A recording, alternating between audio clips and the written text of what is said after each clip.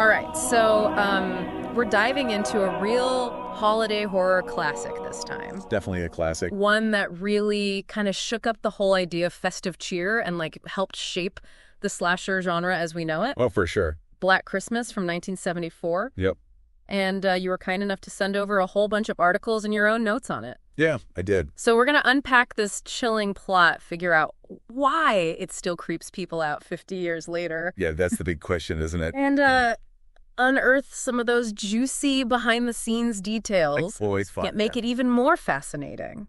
Yeah. So I think one of the things that strikes me about this film is how it takes such a familiar setting, right? Yeah. Like a sorority house during Christmas break. Right. And turns it into this pressure cooker of suspense. Yeah. You know, you got the twinkling lights, you've got Christmas carols playing softly. Yeah. But Bob Clark, the director, Right. he masterfully contrasts that with this creeping sense of dread. It's like he's saying, you know, don't let those festive decorations fool ya. Right. There's something sinister lurking beneath the surface. Yeah, and it all starts with those incredibly unsettling phone calls, right? Oh my God, those phone calls. I mean, just hearing those distorted whispers and screams, knowing that some creep is out there. Right. Targeting these women, and like they even given this nickname, right? Oh yeah, the moaner. The moaner. It's just like, it makes you want to unplug your phone for good. Seriously. Yeah. I mean, those phone calls are pure psychological horror gold. They are. And what's so brilliant about them is the way they use sound design to just create this terror. Right. The caller's voice shifts between these guttural whispers and these chilling screams and then these like ranting threats. Yeah. It just gets under your skin. Yeah. And it really preys on that primal fear of the unknown. You know? We know someone is threatening these women. Yeah. But we're kept in the dark, just like the characters are. Absolutely. And that feeling is amplified even more by the fact that we, the audience, and the sorority sisters are trapped in this house with the killer, Billy. Right. He's hiding in the attic, watching their every move, and we experience that through his eyes. Exactly. The filmmakers used point-of-view shots so effectively in this film. Yeah.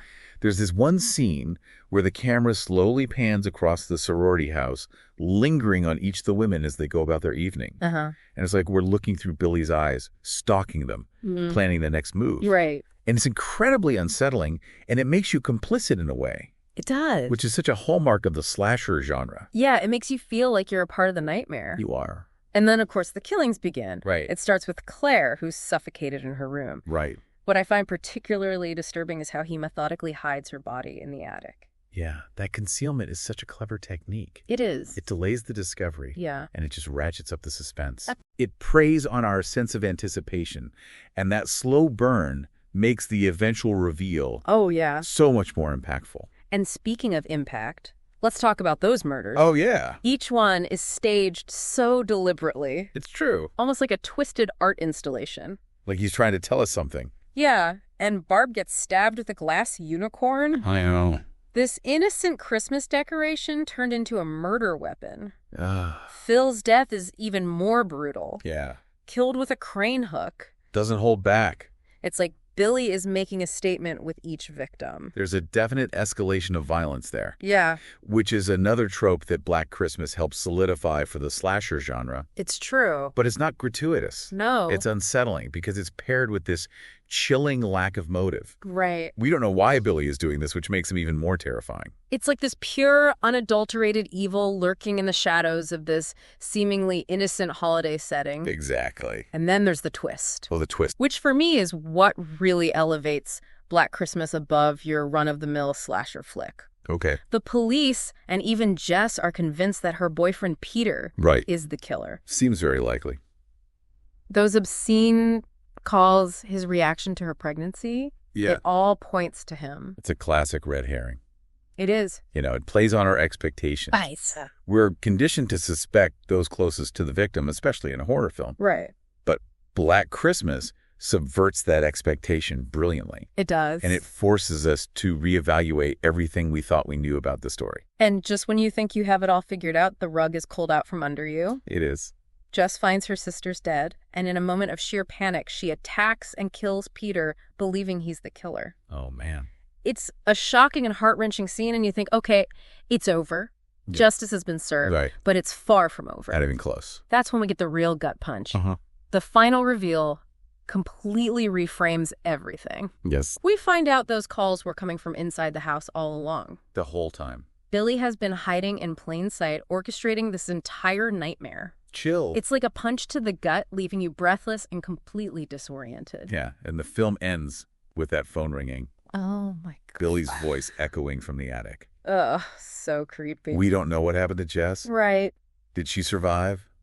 Did Billy escape? It's this incredibly ambiguous... It's terrifying. And chilling ending that leaves you with more questions than answers. And that ambiguity is part of what makes Black Christmas so haunting. Definitely. It doesn't tie everything up neatly with a bow. Nope. It leaves us with a sense of unease, a feeling that the nightmare isn't truly over. Right. And it sticks with you long after the credits roll. It does. Which is what truly great horror does. It forces you to confront the darkness that can exist even in the most familiar and seemingly safe spaces. Oh, yeah. Which is a pretty unsettling thought, especially during the holidays. Especially during the holidays. But, there's another layer to this film, too. Yeah. It's not just about the scares. Right. It's also a surprisingly complex exploration of female agency, societal expectations, and the dark underbelly of holiday cheer. You're right. I mean, this movie came out in 1974. Yeah. And here you have Jess dealing with an unplanned pregnancy and choosing to have an abortion. It was a bold statement for the time. It was. Absolutely. And it speaks to the film's willingness to tackle challenging topics head on. Totally. Jess's character is so compelling. She is. She's not a damsel in distress. No. She's a strong, independent woman making difficult choices in a world that often seeks to control her. Right.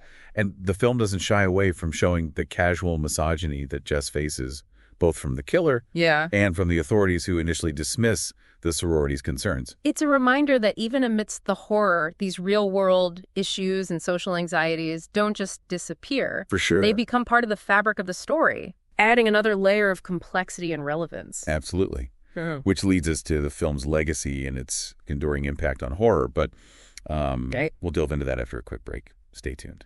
And that's really the beauty of Black Christmas. It seamlessly weaves these social issues into this terrifying narrative, making it more than just a slasher flick. You're right. It becomes a commentary on the vulnerabilities that women faced in the 70s. Right. And sadly still face today. It's true. It's like this dark reflection of reality hidden within a holiday horror film. Yeah. It's brilliant and disturbing at the same time. It really is. But let's talk about its impact on the horror genre. Okay. I mean, Black Christmas is considered one of the first true slasher films, right? Absolutely. It laid the groundwork for some of the most iconic horror films that followed. Right. Including John Carpenter's Halloween. Oh, yeah.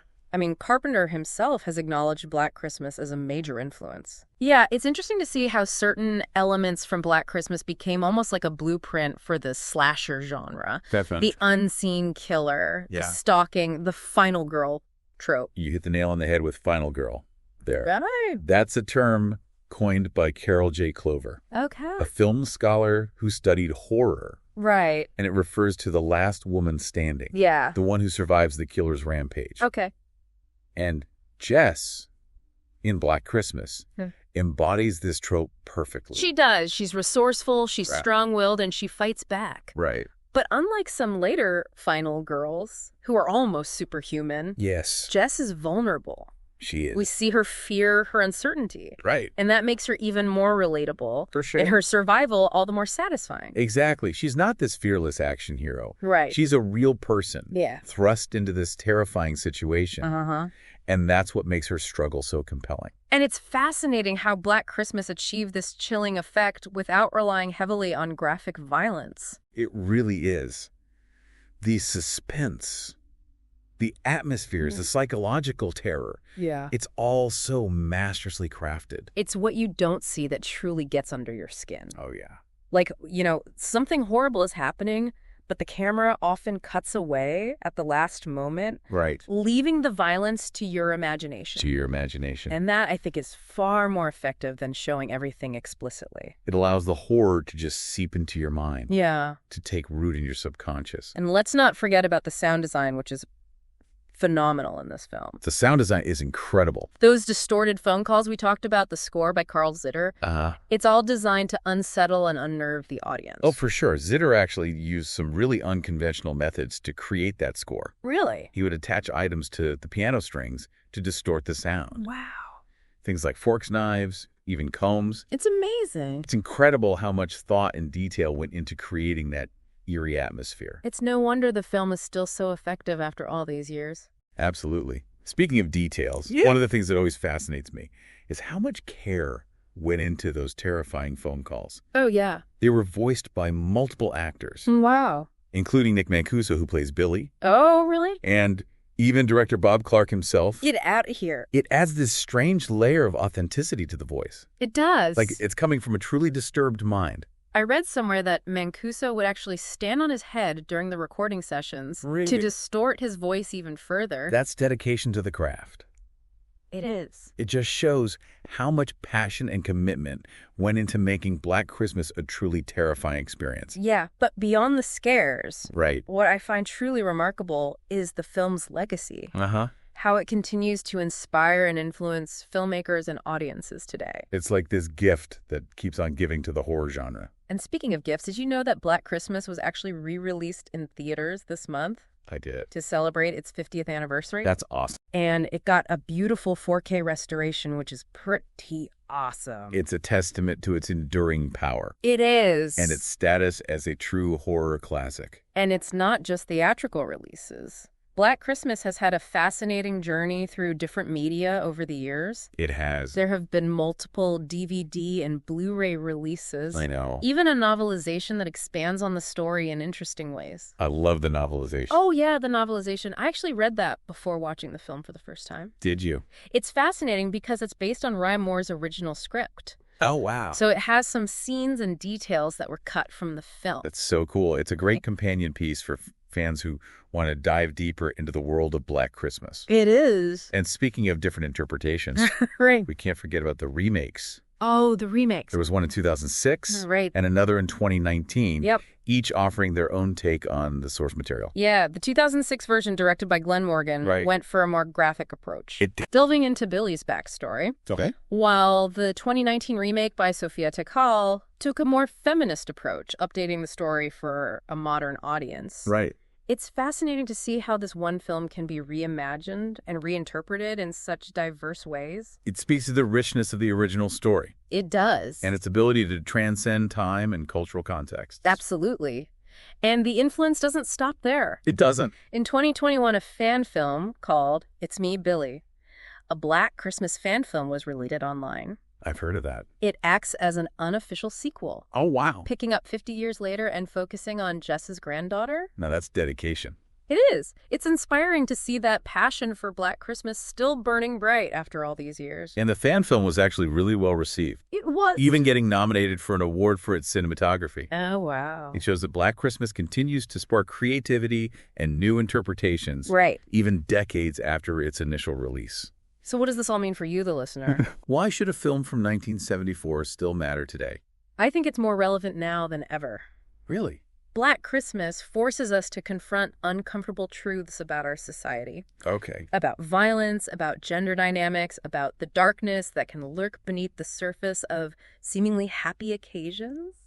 And it reminds us that horror can be a powerful tool for social commentary. Yeah. It can make us think critically about the world around us, Mm-hmm. about the systems of power that shape our lives, Right. and about the choices we make in the face of fear and adversity. Yeah, it's like holding up this dark mirror to society Yeah. and saying, look, this is what's lurking beneath the surface. Are you paying attention? Right. And that message, unfortunately, remains all too relevant today. It does. But Black Christmas also offers something else. Oh, yeah. It's not all doom and gloom. You're right. Yeah. Amidst the horror, there's this underlying message of hope and resilience. Okay. And Jess's character, the final girl, embodies that. She's a fighter, Mm-hmm. a survivor. And while we don't know her ultimate fate in the film, the fact that she's still alive when the credits roll Yeah. is significant. It's like she represents the strength of the human spirit to endure, to overcome even the most unimaginable terror. Absolutely. And that's something we can all draw inspiration from, especially during those times when the world feels a little too dark. Especially during those times. And it does it all within this incredibly well-crafted horror film. Right. I mean, from a purely technical standpoint, Black Christmas is a masterclass in suspense atmosphere and psychological terror. The way Bob Clark uses sound and visuals to create unease. Yeah. The way he plays with our expectations. Right. The way he builds tension slowly and then releases it in these bursts of shocking violence. It's so good. It's masterful filmmaking. And then there's that ending. Oh, that ending. Oh, man, that ending. We talked about it a bit before, but I wanted to circle back because it's just so brilliantly unsettling. It really is. The phone rings, Billy's voice comes from the attic, and we're left with this chilling sense of ambiguity. Did Jess survive? Did Billy escape? We don't know, and that's what makes it stick with you. It's the ultimate cliffhanger. It is. And it's sparked countless debates and discussions among fans over the years. Oh, I'm sure. But I think the power of that ending lies in what it doesn't show. Okay. What it leaves to our imagination. Right. It's like the film is saying, the horror doesn't end when the credits roll. Yeah. It lives on in your mind in the shadows and the unanswered questions. It's a reminder that sometimes the scariest things are the ones we don't see. For sure. The ones that lurk in the corners of our minds. Definitely. And it challenges us to think about the lasting impact of trauma, the scars that remain long after the wounds have healed. That's a haunting thought. It is. And it speaks to the film's ability to stay with you long after you've seen it. Right. Black Christmas is not a film that provides easy answers or tidy resolutions. No. It leaves you with a sense of unease, a feeling that something wicked this way comes. It does. Even amidst the festive cheer. So as we wrap up this deep dive, here's a final thought for you to ponder. Okay. Black Christmas shows us that holiday cheer can be a mask, a facade that hides the darkness lurking beneath.